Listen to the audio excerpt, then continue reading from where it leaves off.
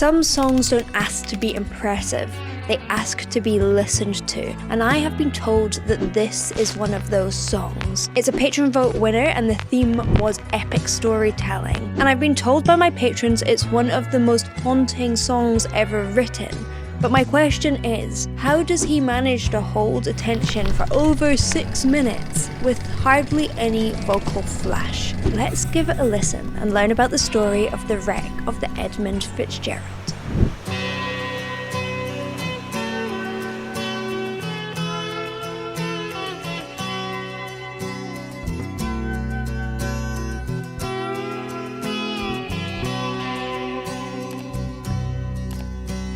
The legend lives on from the Chippewa on down of the big lake they call Gitchagumi. The lake, it is said, never gives up her dead when the skies of November turn gloomy. With a load of iron ore, 26,000 tons more than the Edmund Fitzgerald weighed empty. That good ship and true was a bone to be chewed when the gales of November came early. The ship was the pride of the American side, coming back from some mill in Wisconsin. As the big freighters go, it was bigger than most, with a crew and good captain well seasoned.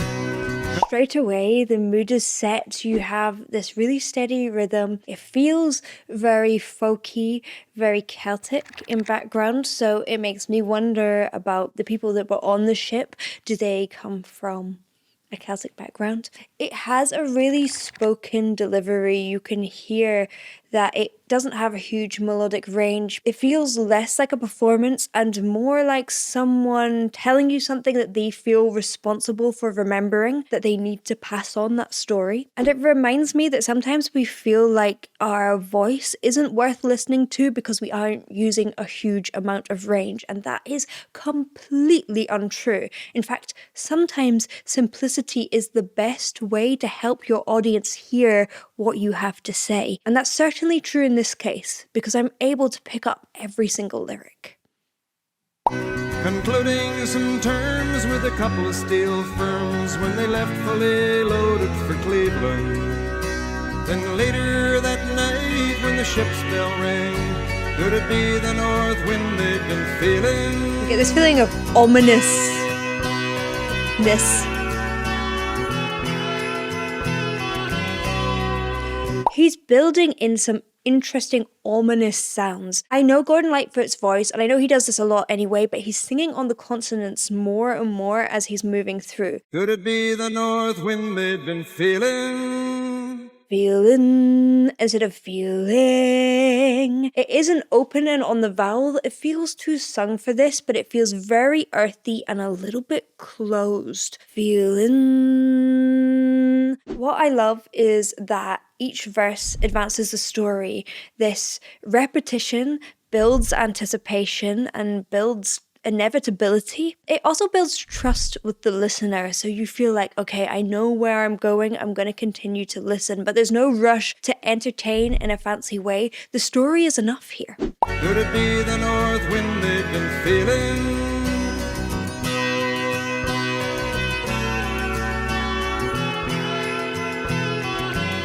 Slides in the guitar as well. Ominous. The wind in the wires made a tattletale sound, and the wave broke over the railing. And every man knew, as the captain did too, 'twas the witch of November come stealing. Oh no. The dawn came late and the breakfast had to wait when the gales of November came slashing. When afternoon came, it was freezing rain in the face of a hurricane west wind. It's so subtle, but I love on freezing rain that it sounds a little bit like, oh no. You can feel the shivery sound in his voice. Have a listen here. When afternoon came, it was freezing rain. It was freezing rain. It sounds like a shiver. Gordon in this song is not trying to grab you. He assumes you'll stay, and that's a rare sort of confidence, especially in this day and age with music. It requires the audience to want to sit and listen, and as you do, so much is revealed with tiny little nuances in the voice. In the face of a hurricane west wind.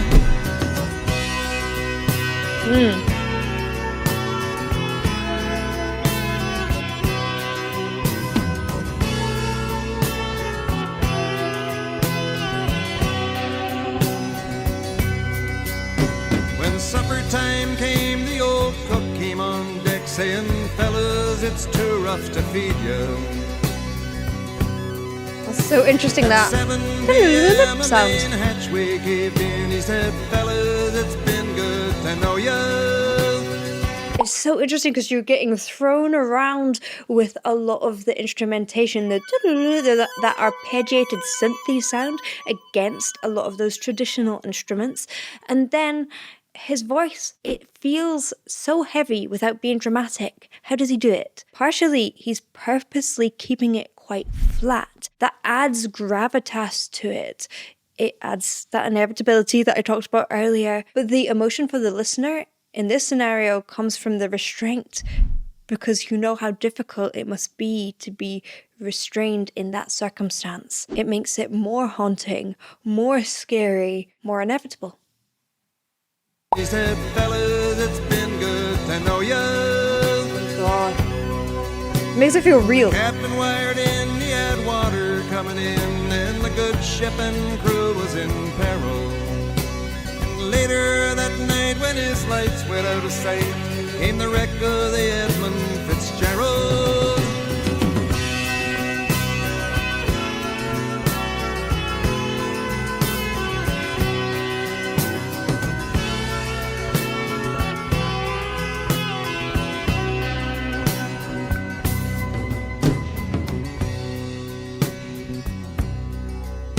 Does anyone know where the love of God goes when the waves turn the minutes to hours? His tone is so subtle, but it completely shifts. Does anyone know? It's smoother, it's more open.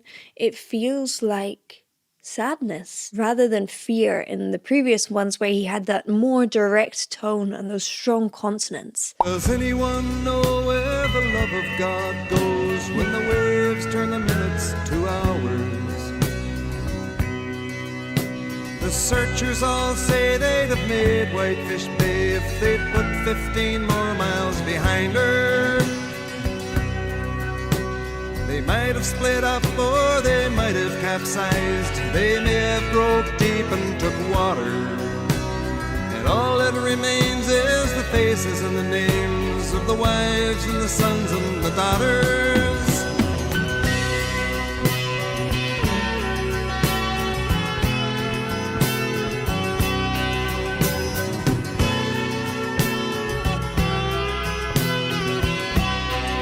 It's clever storytelling because you want to know what happens next. You're hoping throughout that they're going to be saved and it's all a big terrible mistake. You've got this feeling of rhythm going through that makes it feel like the ship and its mechanics are potentially still working, but maybe they're not. Now, why is Gordon Lightfoot's voice so perfect for this song? His voice has this very neutral authority to it. It's not heavy, it's not light, it just feels grounded and solid. Yet he has that easy speech quality folk delivery, which makes it feel credible, like he does really understand this story and he was there. And things like those closed consonants, those little natural vocal quirks are all coming through. A different vocal style would break that spell, and this song doesn't need style layered on top. In fact, it needs style to step back so that the personality of the singer can just step through. And working out the steps to finding and keeping your unique identity in your singing voice is what I teach in my course, Find Your Roar. I'll put a link down in the description. Lake Huron Rose Superior sings in the rooms of her ice water mansion. Old Michigan steams like a young man's dreams. The islands and bays are for sportsmen. Ooh, young men. And Okay. farther below Lake Ontario takes in what Lake Erie can send her.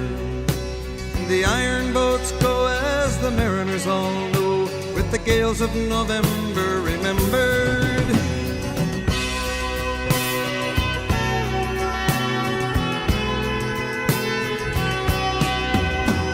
He really trusts the audience.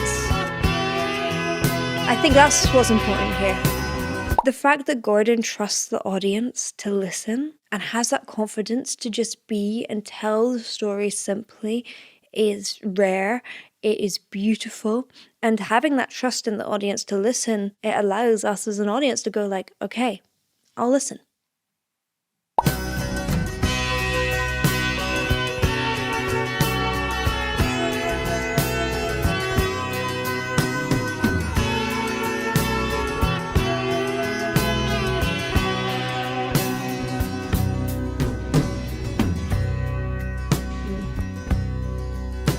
In a musty old hall in Detroit, they prayed in the Maritime Sailors' Cathedral. The church bell chimed till it rang 29 times for each man on the Edmund Fitzgerald. The legend lives on from the Chippewa on down of the big lake they call Gitchagumi. Superior, they said, never gives up her dead when the gales of November come early.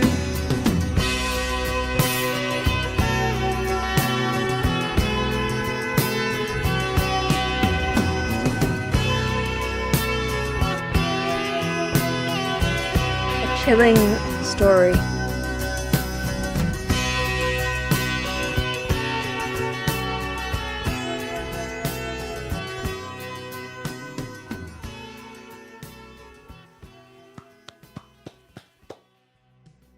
Watching this, what stands out isn't virtuosity in many ways, although Gordon Lightfoot is extraordinary. But what stands out is trust. Is trust in the song, trust in the audience, trust in the truth of the story, trust in a voice that doesn't need to persuade.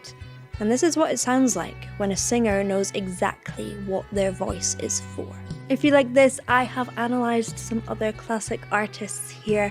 I hope you enjoy. Thank you for watching, and I will see you in the next one. Bye.